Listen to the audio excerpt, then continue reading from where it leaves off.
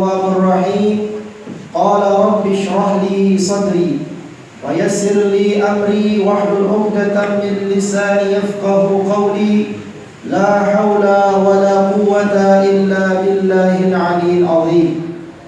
فقد قال الله تعالى في كتابه الكريم أعوذ بالله من الشيطان الرجيم بسم الله الرحمن الرحيم.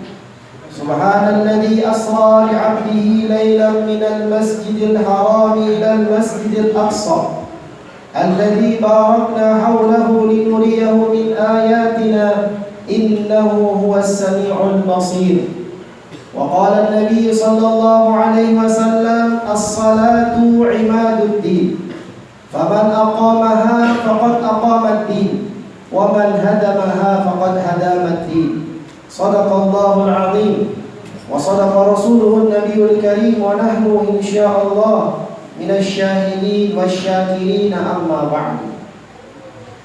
Yang sama-sama kita muliakan para habaib, para syarifah, dzurriyyat keturunan baginda Nabi besar Muhammad sallallahu alaihi wasallam. Di tengah-tengah kita telah berhadir Al-Habib Ahmad bin Segam Bahashim, Al-Habib Sulaiman bin Ja'far Al-Kaf, Al-Habib Fadlullah Al-Idrus, Al-Habib Ahmad bin Muslim Al-Habshi, Al-Habib Abdullah Al-Kaf, dan para habaib yang lain yang tidak bisa disebutkan satu persatu, tentu tidak mengurangi rasa ta'zim dan hormat ulun kepada pihak mereka. Yang sama-sama kita muliakan pula para alim ulama, guru-guru agama, tokoh masyarakat. Di tengah-tengah kita telah berhadir pengasuh Majelis Mujahid Kabupaten Tanah Bumbu, Al-Ustaz Al-Mukarram Ustaz Khairuddin SPDI beserta rombongan, dan para tetuha kampung yang tidak bisa disebutkan satu persatu. Mudah-mudahan tidak mengurangi rasa ta'zim ulun kepada pian barataan. Yang terhormat dan yang sama-sama kita muliakan pula pengasuh Majelis Ta'lim Ribat Nurus Salam, Abah Guru Pengasuh, Abah Guru Jamaah, yang mudah-mudahan beliau beserta jamaah senantiasa diistiqomahkan oleh Allah, dikuatkan oleh Allah dalam jalan untuk ilmu dan dakwah insyaallah. Amin ya rabbal alamin. Yang sama-sama kita hormati panitia penyelenggara pada malam hari ini, Bapak-bapak, hadirin wal hadirat, jamaah yang dimuliakan oleh Allah Subhanahu wa taala. Pertama dan yang paling utama, mari kita bersama-sama memanjatkan puja-puji syukur kita kehadirat Allah Subhanahu wa taala atas nikmat taufik, nikmat hidayah, nikmat inayah serta riayahnya Allah pada malam hari yang mulia ini. Di tempat yang mulia ini kita bisa berkumpul, dikumpulkan oleh Allah Subhanahu wa taala dalam satu perkumpulan atau majelis yang mudah-mudahan majelis ini membawa keberkahan untuk kita semua. Yang mudah-mudahan tidak satu pun nantinya yang kita keluar pulang dari tempat ini kecuali dosa-dosa kita telah diampuni oleh Allah Subhanahu wa taala. Amin amin ya rabbal alamin. Salawat dan salam semoga senantiasa terlimpah dan tercurah, tersampaikan senantiasa keharibaan junjungan kita baginda Nabi besar Muhammad sallallahu alaihi wasallam, juga kepada keluarga, sahabat dan para pengikut beliau dari dulu sekarang sampai hari kiamat kelak. Amin amin ya rabbal alamin. Hadirin wal hadirat, jamaah yang dimuliakan oleh Allah Subhanahu wa taala, kita berkumpul pada malam hari ini karena atas takdir dari Allah Subhanahu wa taala. Alhamdulillah, Allah masih memilih kita di antara hamba-hambanya yang lain untuk menjadi orang-orang yang dikehendaki oleh Allah untuk mendapatkan kebaikan. Alhamdulillah, kita dikumpulkan dalam satu majlis yang mana majlis ini adalah bukti kita mengagungkan syiar agama. Karena yang namanya mengagungkan syiar agama itu adalah daripada ketakwaan hati kita kepada Allah.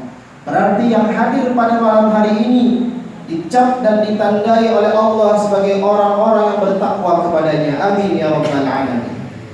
Malam hari ini kita melaksanakan dua acara.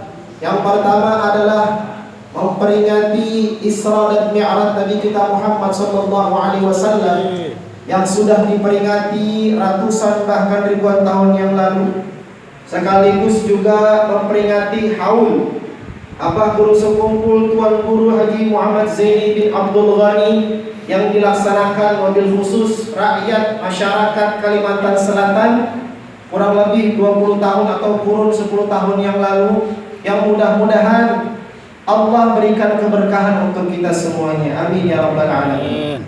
Peristiwa Isra dan Mi'raj ini adalah salah satu mukjizat yang besar, mukjizat yang agung yang Allah hadiahkan, yang Allah berikan kepada Nabi kita Muhammad sallallahu alaihi wasallam, yang mana dalam peristiwa Isra dan Mi'raj ini syarat dengan hikmah dalam pelajaran untuk kita semuanya. Apapun yang terjadi, apapun yang dilalui, kejadian, tempat-tempat singgahnya Rasulullah, itu ada hikmahnya untuk beliau dan untuk kita sebagai umat baginda Nabi Muhammad sallallahu alaihi wasallam. Dalam satu kitab yang menerangkan mengenai kisah Isra dan Mi'raj, bahwa sebab Allah Subhanahu wa taala mengisra mi'rajkan baginda Nabi Muhammad sallallahu alaihi wasallam karena pada tahun ke-10 daripada kenabian Rasulullah, yaitu ketika Rasul sallallahu alaihi wasallam berumur 50 tahun, istri beliau yang tercinta Sayyidatina Khadijah al-Kubra meninggal dunia. Tidak berapa lama kemudian, beberapa bulan setelah itu, meninggal lagi paman beliau yang bernama Abu Thalib atau ayah daripada Sayyidina Ali bin Abi Thalib. Dua orang ini adalah dua orang yang sangat berperan penting dalam dakwah dan hidupnya Rasulullah. Bagaimana tidak, jiwa raga bahkan hartanya Sayyidatina Khadijah diserahkan semuanya kepada baginda Nabi Muhammad sallallahu alaihi wasallam. Bagaimana tidak dengan perlindungan Sayyidina Abu Thalib ketika beliau masih hidup. Tidak ada satupun orang-orang kafir Quraisy yang berani mengganggu Nabi kita Muhammad sallallahu alaihi wasallam. Tetapi ketika ditinggalkan oleh dua orang yang sangat berperan penting di dalam hidup baginda Rasul sallallahu alaihi wasallam, maka pada tahun itu dinamakan tahun duka cita baginda Nabi sallallahu alaihi wasallam. Nabi duka cita, Nabi sedih karena dua orang yang sangat penting untuk Rasulullah meninggalkan beliau di dunia ini. Maka Allah Subhanahu wa taala tidak ingin melihat kekasihnya dalam keadaan sedih. Maka Allah menggembirakan hati beliau dengan memperjalankan beliau yang kita kenal dengan perjalanan Isra dan Mi'raj Nabi Muhammad sallallahu alaihi wasallam. Setiap kita manusia, setiap kita hamba Allah, pasti sekarang sudah menjalani yang namanya Isra dan Mi'raj. Pertanyaannya, apa itu Isra dan apa itu Mi'raj? Isra itu secara lughawi, secara bahasa adalah perjalanan, berjalan. Sedangkan Mi'raj secara bahasa adalah naik. Perjalanan kita sekarang yang kita hadapi adalah, kita pikirkan baik-baik, sekarang kita berada di alam syahadah, alam dunia. Sebelumnya kita berada di alam rahim, di dalam perut ibu. Sebelumnya kita di alam ruh. Setelah alam syahadah, alam dunia, kita berada di alam barzah. Pindah lagi ke alam akhirat, kal abadi selama-lamanya. Itulah perjalanan kita manusia. Tidak ada satupun hamba, tidak ada satupun makhluk yang tidak akan menjalani yang namanya Isra. Berarti kita sekarang sedang berjalan dengan aturan Allah Subhanahu wa taala. Kita sedang Isra. Kemudian Mi'rajnya kapan? Ketika kita sholat, ketika kita sembahyang. Maka daripada hikmah yang terbesar daripada peristiwa ini, peristiwa agung ini adalah perintah salat 5 waktu yang asalnya adalah 50 waktu. Mi'rajul mu'min as-salat, mi'rajnya seorang mukmin itu adalah ketika dia salat. Jadi kita sekarang sedang Isra, ketika kita sembahyang sedang Mi'raj. Berarti kita sehari itu Isra dan Mi'raj kepada Allah Subhanahu wa taala. Mudah-mudahan apa yang telah dijalani oleh Rasulullah dapat kita jalani juga. Isra dan Mi'raj Rasulullah kayak apa? Kita sebutkan beberapa kejadian yang terjadi dengan baginda Nabi Muhammad sallallahu alaihi wasallam. Ujar Nabi di dalam Kisahul Isra wal Mi'raj, "Lamma kana lailata usriya bi, manakala di malam hari ketika aku di-Isra Mi'rajkan oleh Allah. Wa ana bainan naim wal yaqadan, aku," ujar Nabi, antara guring lawan kada guring. antara sadar dan kada sadar. Di Hijr Ismail ada riwayat mengatakan seperti itu, atau di depan Ka'bah Al-Musyarrafah sedang rebahan lagi menghadap kanan. Ala jambihil aiman, atas yang sebelah kanan. Kalau kita hendak kuring biasanya. Riwayat seperti itu mengatakan tiba-tiba datang dua orang malaikat. Malaikat Jibril alaihissalam beserta asistennya malaikat Mikail, dan riwayat yang lain ada mengatakan 3 orang malaikat Israfil.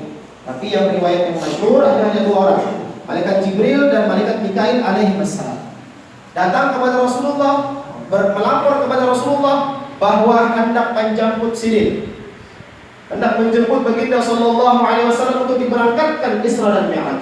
Isra itu perjalanan dari Masjidil Haram Makkah ke Masjidil Aqsa Palestina, kemudian Mi'raj itu adalah perjalanan dari Masjidil Aqsa oleh Rasul sallallahu alaihi wasallam bertemu dengan Allah Subhanahu wa taala.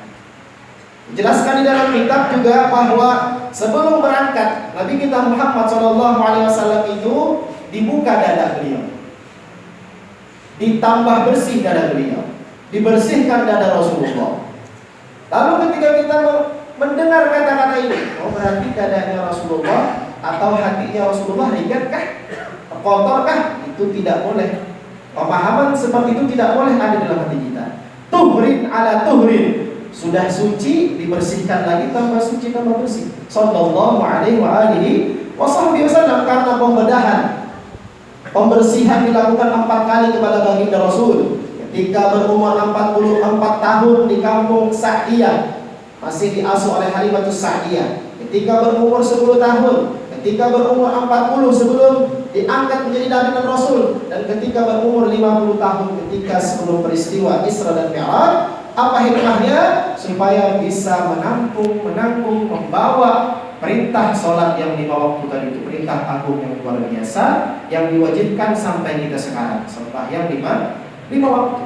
Dibasuh 3 kali hati Rasulullah. Kenapa 3 kali? Oh ternyata ada hikmahnya. Sunnah Nabi itu 3 kali di mana aja ibadah. Sunnah kah, wajib kah? Sunnah 3 kali tadlil namanya. Jadi sunnah kenapa Rasulullah dibasuh 3 kali? Pahaman kita dibasuh di sini bukan berarti hati Rasulullah kotor, tetapi suci tambah bersih lagi. Sallallahu alaihi wasallam.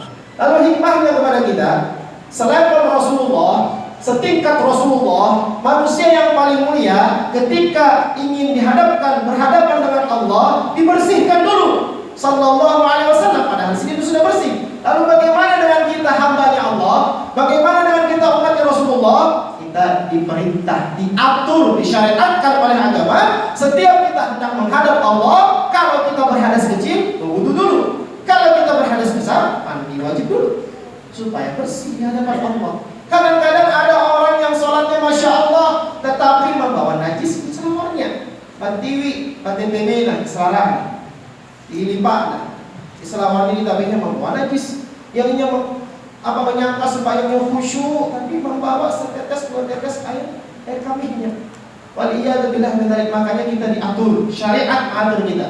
Setelah kita belajar tauhid, mengenal asma, af'al, sifat-sifat Allah, lalu kita belajar, sudah kenal kita Allah Ta'ala, kita belajar cara menyembah yang baik. Belajar tauhid, belajar fikih, cara menyembah yang baik, banyu, wudu, apalagi istinja, sembahyang, tayamum, macam-macam. Dalam bab fikih terbagi 4 lagi tuh. Ada bab ibadah, ada bab muamalah, ada bab nikah, ada bab jinayah, semuanya besar. Itu aturan Allah Subhanahu wa taala. Hanya belajar tasawuf, membersihkan hati, karena ada orang-orang yang beribadah tapi hatinya kadang-kadang dibersihkan.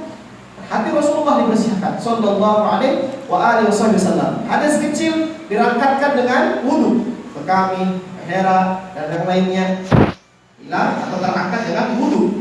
Kalau hadas besar ada 6 penyebab mandi wajib. Penyebab hadas besar yang pertama, haid untuk perempuan, nifas untuk perempuan, wiladah melahirkan untuk perempuan, apalagi berhubungan suami istri, laki binian, kemudian khurujul mani, keluar mani, kemudian mati. Ini 6 perkara yang wajibkan mandi. Jadi harus tahu kita.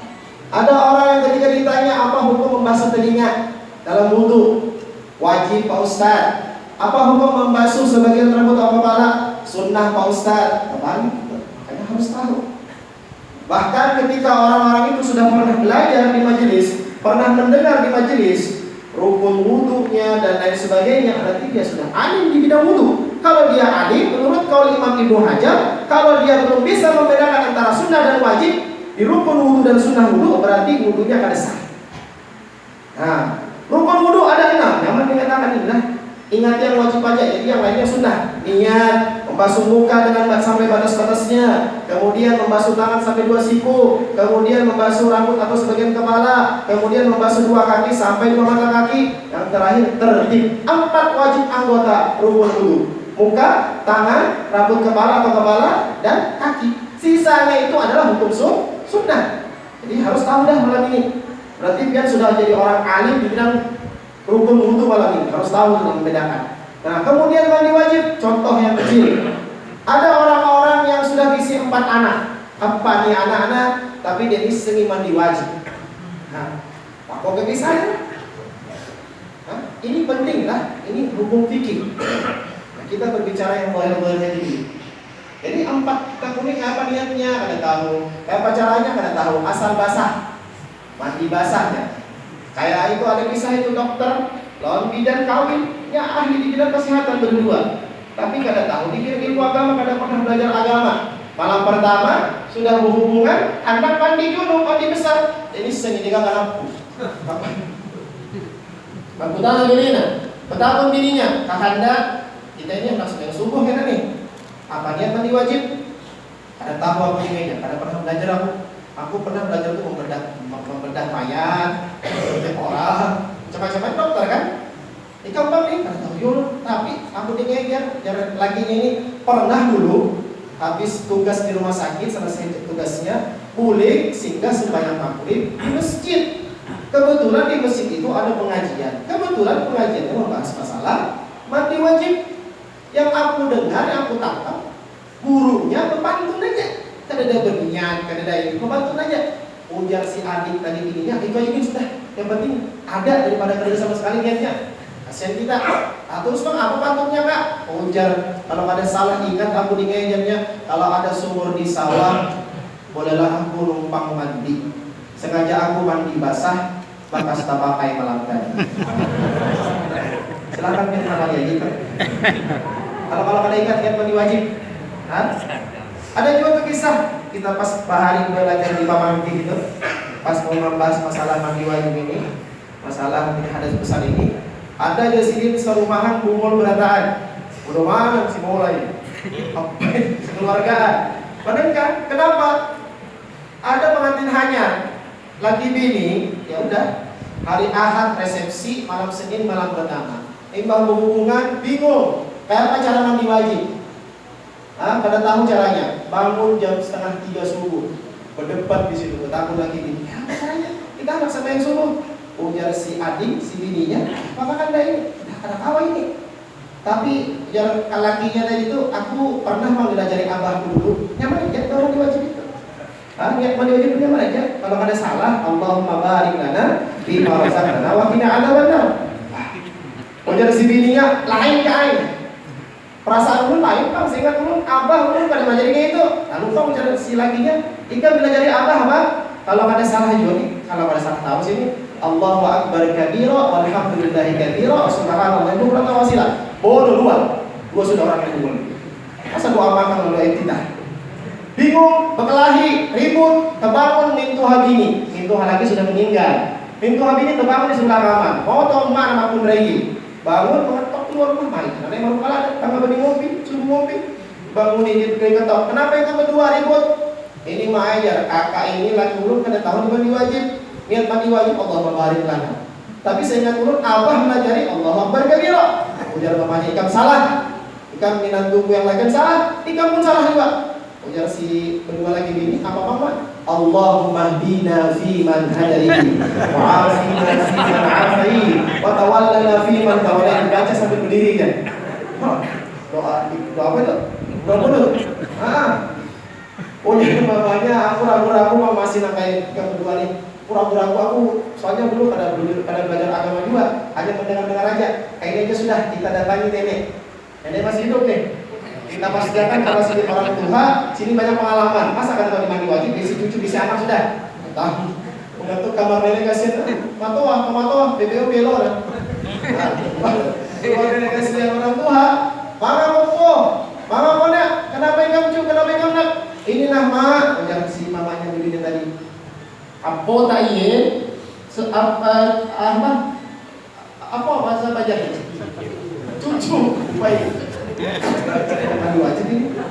Cucu dia lembinya ini orang lakinya kada tahu dia mandi wajib. Si lakinya kepada Allah mabarik lana, apota makane Allah berkadira. Itu mah aku kafungnya kamu. Ujar Allah tadi Allahumma hdina biman hadaik. Salamanku. Salah semua yang bertiga. Apa parne yang paling tepat yang mandi wajib? Liga senang nama Apo makun reni senang. Salam kadang. Iko liga semu saada. Laki ku mati liga senang Uthman. Nah, niatna nawaitu salama was saada Uthman billahi ta'ala. Bagaimana waktu makon berani sekarang? Ero. Itu kisah aja lah yang dia balik itu. Jangan sampai terjadi di rumah kita seperti itu. Hal-hal yang seperti itu kadang-kadang kita anggap sepele. Padahal itulah kuncinya sembahyang kita diterima oleh Allah. Jangankan diterima, sahnya aja ada. Minta sholat atau hal. Kunci sembahyang itu adalah bersuci. Jangankan diterima. Masalah diterima itu pahitnya urusan tak. Urusan uang yang penting tajam yang dulu dengan sebenar-benar kawian belajar turun-temurun sebagaimana yang diajarkan oleh Rasulullah. Itu aja tugas kita. Digawi dulu. Masalah diterima itu kan urusan pian harus diterima salat itu jangan tergawi dulu. Jadi itu peristiwa. Jadi kita ambil ibrah di situ. Dibersihkan dulu. Makanya kita ketika menghadap Allah bersuci baik-baik dengan zahir dan batinnya supaya menghadap Allah itu bagus. Supaya menghadap itu dalam keadaan mantap supaya nyaman diterima oleh Allah Subhanahu wa taala. Kemudian Rasulullah SAW dipegang tangannya oleh malaikat Jibril dibawa keluar dari Masjidil Haram. Di luar Masjidil Haram sudah menunggu satu ekor hewan yang mengarahnya buraq, sudah tahu ya buraq. Tapi kadang-kadang wah ini ada lagi Pak. Ada poster dijual itu di pasar. Gambarnya kuda warna putih, ada sayapnya, gambar muhabbininya, ada mahkotanya. Adakah masih dijual ini? Tidak yang pernah lihat. Ada pasti sudah. Itu lain ciri-ciri buraq. Kalau beberapa kitab menjelaskan muhanya muha manusia, pipinya pipi kuda, batisnya batis unta, ekornya ekor sapi. Itu ciri-cirinya diantaranya di dalam kitab Isra wal Mi'raj. Kemudian dadanya seperti yakut merah, cemerlang, masya Allah. Kemudian di belakangnya seperti butiran-butiran mutiara. Di belakangnya ada pelana daripada surga, memiliki 2 sayap. Larinya kecepatannya seperti al-barq.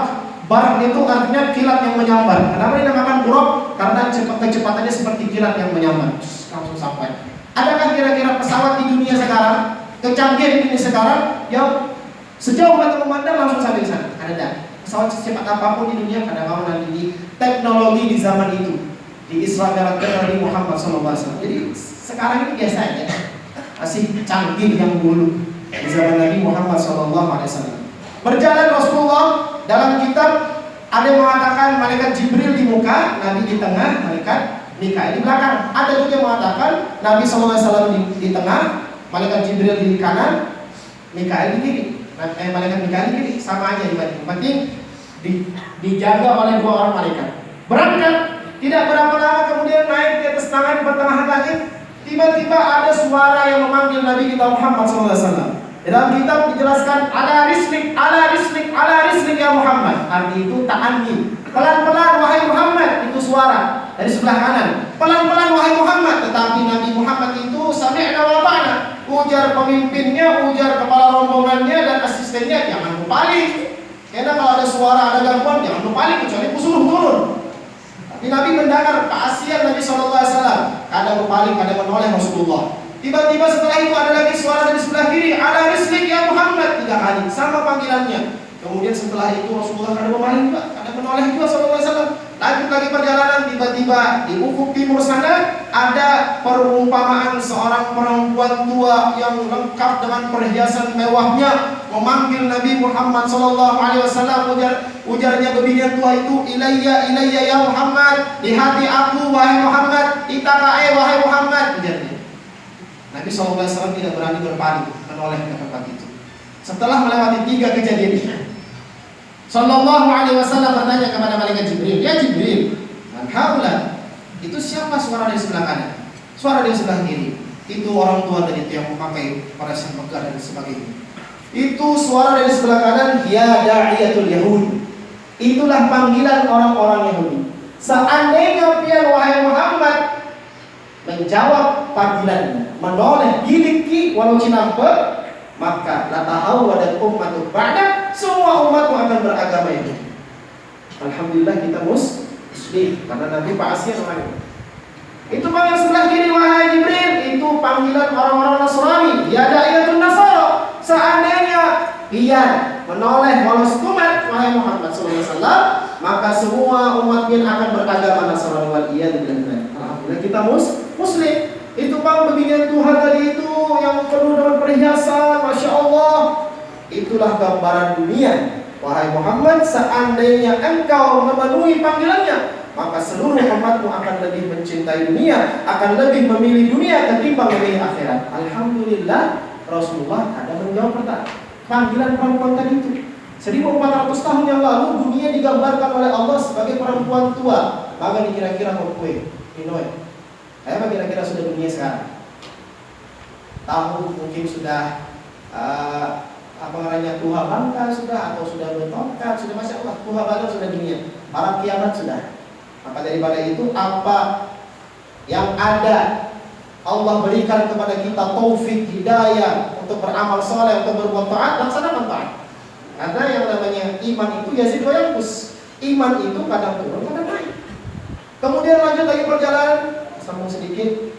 Kemudian Rasulullah melanjutkan perjalanan, diperlihatkan dengan sekelompok manusia atau orang yang mana kelompok manusia ini menanam, setelah menanam langsung panen, setelah menanam langsung panen, tanam lagi, panen lagi, tanam lagi, panen lagi. Wa yahsuduna wa yazra'una. Ditanam langsung panen. Nah itu ditanam lagi langsung panen, seperti itu. Lalu ditanya oleh Nabi kita Muhammad SAW, "Man haula'i ya Jibril?" Siapa mereka Jibril? Humul mujahiduna fi sabilillah, tudha'ifu lahumullah bi 700 dhi'fin lahum. Itulah mereka orang-orang yang senantiasa berjihad di jalan Allah.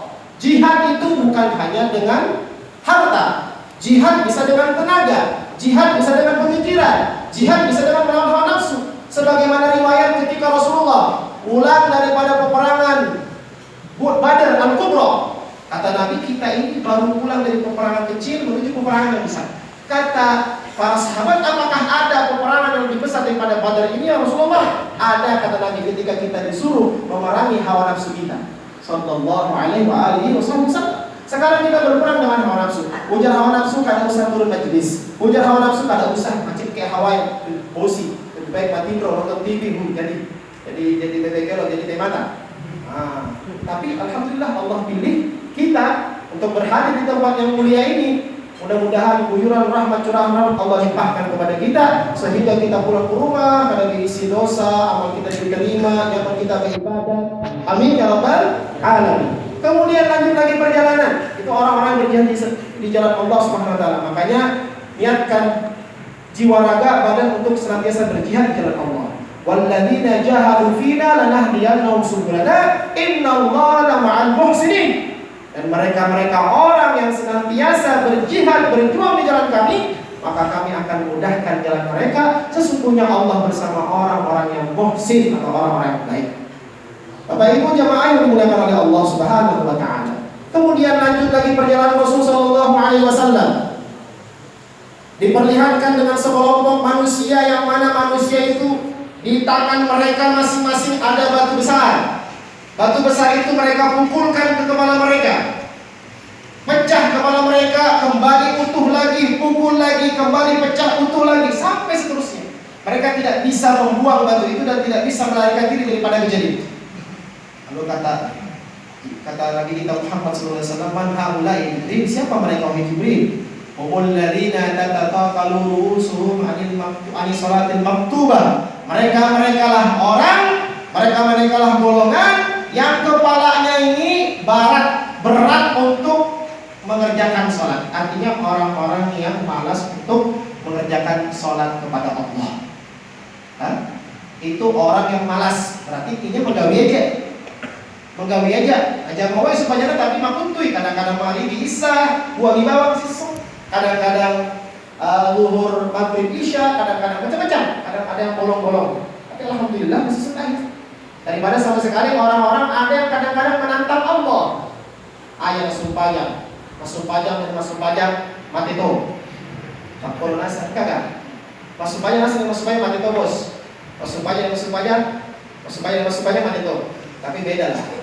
Beda orang-orang yang sembahyang dengan orang yang tidak sembahyang. Allah tidak melihat wajah, tidak melihat rupa sallallahu alaihi wasallam, tetapi Allah melihat qulubikum, hati-hati kalian, dan amalikum, dan amal-amal kalian. Mudah-mudahan hati kita bersih, mudah-mudahan amal kita baik, insyaallah. Amin ya rabbal alamin. Orang kaya sayang kalau tidak sembahyang. Nabi Sulaiman kaya tetaplah rajin sembahyang. Orang berpangkat sayang kalau tidak sembahyang. Nabi Sulaiman raja tetaplah rajin sembahyang.